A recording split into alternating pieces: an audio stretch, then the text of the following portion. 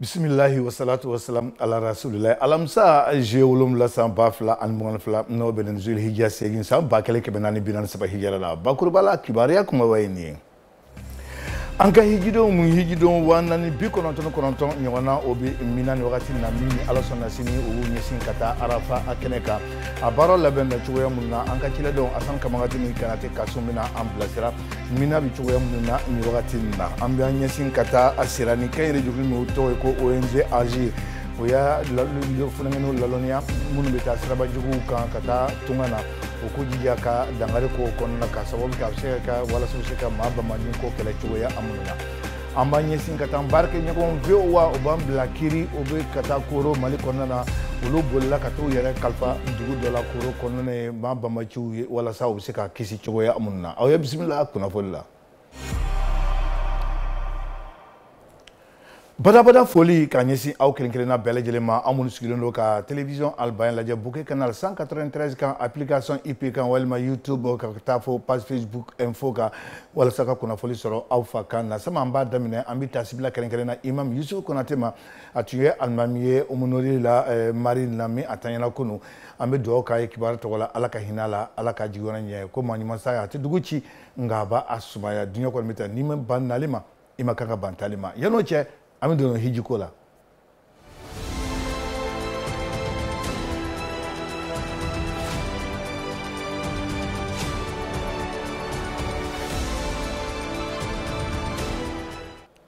Hiji wati odebe ni wakati nkonna na anka hiji don famba bele jelimbe mina ni wakati na samo beta sanwo sanyi chakeda minye sinbe doktor boloma obe nyogon laje ka hakilu di nyogon ma abarbe kanka chojman na hiji do me kanka nyogon soro chogomna munu mankene wala munu ka kene kene ya abunda konna na asan kangate Habibullah kanate kasu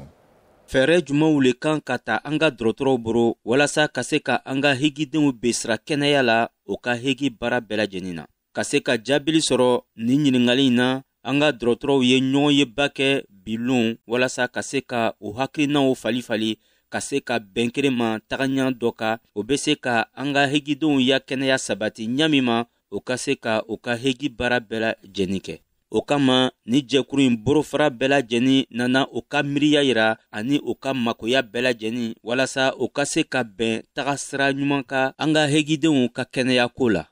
Nyine sana komisariya du haj sera ka hegiden ba saba kɛmɛ wɔɔrɔ ani bilori ni wolonwula milu nana gouvernement boro ka ani hegiden kɛmɛ naani bi naani ani fila milu nana ka bɔ privé boro kɔrɔ Amitoni halibi asan kamagate Habibullah hijidon famba bele yenbe mina ni wakati na obuku nyesin kata arafa kene ka mi arafa bina ke isini ijuma yano che samo katali che uduna karu kono choge mende sura kata amina Amitoni halibi asan kamagate Kunu soro Côte d'Ivoire hegidon bela jeni sela mina dugu kono. Mina dugu o cheboni makan dugu la kilo 10 ɲɔgɔnna. Mina o ye dugu ye mi be sigila hegi wagati dama. Yan i be tandanw ye fan bela jeni ala ka lona baw be sila tandan minnu kɔrɔ. O tandan nu kɔnɔna na matla plasi kelen o le lani bɛ ka tugutugu ɲɔgɔn na waritigi kota la fagana kota la bela jeni ka kan mina dugu la. Anga hegidenw be sila tanda minnu na tɔgɔ minnu dila o ma o ye anga jamana dugubaw ye inafɔ Bɔnduku, Daluwa, Korogo ni o ɲɔgɔnnaw. Bi an bɛ mina alhamdulillah mina le ka gbɛlɛn hegi la ka se fɛn bɛɛ lajɛlen kan. Mina ta gbɛlɛn yɔrɔ ye min ye o le nana ma layɔrɔ sɔrɔ ma matela sɔrɔ ma tantan sɔrɔ o kuma ka ca ubiyɛn n bɛ yɔrɔ min na funɛni bɛ yen alhamdulillah biro fila de b'an bolo mina yan. An fana ka an ka hegidenw bisimila o la an taara sɔrɔ tantan bɛɛ ka ɲi matela ka ca tantan ka ca an ka misiri kɛ ka infirmerie kɛ ka radio mina kɛ jeunesse bɛɛ lajɛlen fana ta place bɛ yen an ka filɛ fɛn clim bɛɛ lajɛlen bɛ dɔnni ka ɲa clim bɛɛ ka ɲi yɔrɔ bɛɛ lajɛlen suman don min b'an bolo k'a lase an ka hegidenw ma o le tubabu ko fɛn ma ko être habité par la sagesse et la discipline c'est à dire an b'a mafa mina tɛ fani ko yɔrɔ ye an kana faniw k'o ɲɛgɛnw kɔnɔ ayiwa fo ji bɛ taa don mɔgɔw ka tantan kɔrɔ ka matelaw ɲini o de ka gɛlɛn an bɛ baara fana kɛ k'a yɛrɛ k'a fɔ ko an b'an yɛrɛ ka so de kɔnɔ ni ka robinet dayɛlɛ ɲɛgɛn kɔnɔ walima kɛnɛma e yɛrɛ ka so kɔnɔ i t'a fɛ ko ji ye tiɲɛ cogoya min na an fana man ka ji tiɲɛ yan ten. Mina sigi a ma nɔgɔ mais commissariat du haj ye fɛɛrɛ bɛɛ lajɛlen bila sen na walasa an ka hegidenw ka se ka mina sigi kɛ lagafiya la. Radio Mina cellule communication mɔgɔw ye o bila sen na kabi bi sɔgɔmada in na min bɛna to ka kunnafoni di an ka hegidenw ma sanga ni wagati bɛɛ lajɛlen. Ni Ala sɔnna an ka hegidenw bɛna bɔ Mina dugu kɔnɔ bi su in na ka taga Arafa kɛnɛ kan min bɛna bɛn ni Ala sɔnna jumalo ma. Ni Ala sɔnna sini juma o bɛ ni Arafa ye. Télévision ni radio Albayani bɛna aw bilasira baara o baara bɛ kɛ Mina Arafa kɛnɛ in kan ye. An ka ciladenw Elhaji Kanate Kasum ale ni Asan Kamakate Habibula o bɛna aw bilasira walasa u bɛ se ka kunnafoni bɛɛ lajɛlen sɔrɔ k'a daminɛ 7h30 la télévision ni radio Albayani na. Kibaruya datugura hijikɔrɔ yan.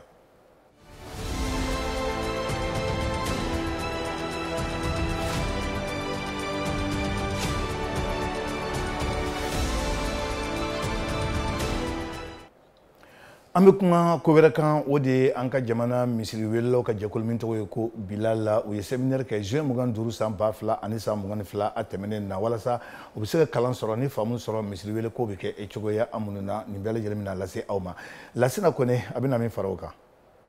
أعوذ بالله من الشيطان الرجيم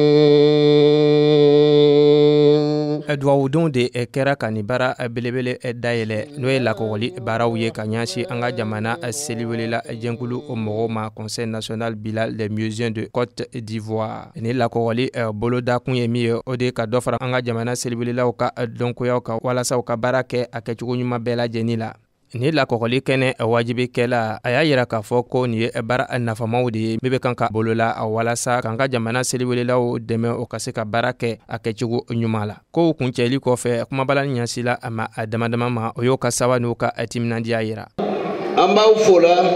k'a waleɲuman lɔ ayiwa an ye dugawu kɛ ɲɔgɔn ye o kɔrɔ tɛ ko alimami ni seliwelela o bɛɛ silamaya baarakɛla dɔ de ye o bɛɛ silamaya lasebɔya dɔ de ye ni a bɛ de komi chauffeur ni a ka apprenti ou bien wariminala a mɔbili kɔnɔ ni chauffeur ka mɔbili la lɔ yɔrɔ min ayiwa musicien kana fɔ k'ale kalannen bɛ ka tɛmɛ alimami kan donc min ka ale di ale bɛ o de kɛ. Ni alimami k'a fɔ ayiwa seliwelela lajɛlikɛla ma an ye lajɛli kɛ kuma dɔ tɛ k'a bila o kan ale ye wuli ka lajɛli kɛ ɲininkali bɛ alimami le ma kiyama ala yɔrɔ. An b'a ladɔnniya k'a fɔ ko nin lakɔgɔli séminaire min ɲɛsin don an ka jamana seliwelelaw ka jɛnkulu ma CNBMCI nin ye a ta ko filanan de ye marisi kalo tɛmɛni lakɔgɔli kɔfɛ. Yani panko kelen ɲɛwawa an bɛna don seliba kɔnɔna ne lahiya saga ye sagaw bɛ feere yɔrɔ caman na Abidjan n'a mara mun bɛ bɛɛ lajɛlen wa kɛrɛnkɛrɛnnenbɔ ma 13 ville la Belleville sugufɛ la Abdulhakim Odure taara sɛgɛsɛgɛli kɛ Lasina Kone an bɛna kɛ ni ye hali bi. Trècheville bigan marala na a feerelaw o ye fɛɛrɛ dɔ bila sen na ka bigan sanni nɔgɔya kinda mɔgɔ bɛɛ la jɛni ma ɲina ye a san 2 ye n'o olu yɛrɛ ye bigan feere fogoba dɔ bila o ka kinda la n'o ye Foire de la Tabaski walasa bigan sɔrɔ ka nɔgɔya Trècheville kinda sigibagaw bɛɛ la jɛni ma. An ka nin kɛ pour que an y'a mɔgɔw ye saga sɔrɔ da ɲɔgɔn la quoi parce que u bɛ taa port bɛ ka jan bon u bɛ sɛgɛn quoi donc an ka nin kɛ Trècheville pour que Trècheville ka ninnu fana eux ya saga feere yɔrɔ sɔrɔ quoi saga bɛ moins cher n'o nana o bɛ n'o ta sɔrɔ. Bigan feerela ninnu bɛɛ la jɛni cɛ ma ni bigan fogo la n'o ye Foire de la Tabaski ye Trècheville kɔnɔ an balimamuso kelen bɛ sɔrɔ o bigan feerelaw cɛ ma n'o ye Mariam Kulubali a y'a yira k'a fɔ ko nin ye a san damadama ye n'a bɛ nin baara la n'o ye bigan feere ye. Tile 2 ɲɔgɔnna kɔnɔ silamɛw bɛna seliba ɲagaɲagaw kɛ bigan sugufiyaw olu bɛ kan ka fa bigan nataw la sannikɛlaw kɔni ka laɲini ye min ye o de ye a sɔngɔ ka se ka mabɛn walasa bɛɛ lajɛlen bɛ se ka bigan sɔrɔ cogo min.